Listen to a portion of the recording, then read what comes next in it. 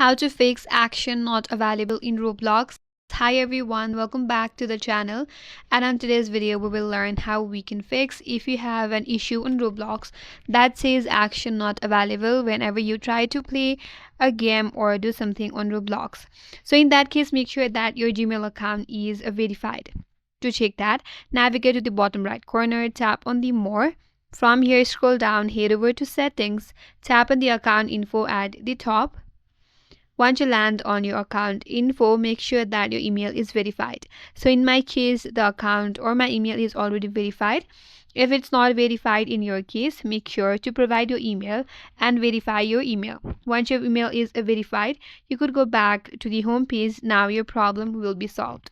But if it is not still solved and if you still have a problem, make sure that you have a strong internet connection. Sometimes the weak or poor internet connection might also cause the problem, so make sure to connect to a strong internet Wi-Fi or the internet connection. And if that still does not help you, then you can simply uninstall Roblox from your device and reinstall it from the Google Play Store, and that will help you solve your problem. That's it. That's all for today's video. Hope this video was helpful, and if you're new to our channel, consider subscribing. Thank you for watching and stay tuned for more videos.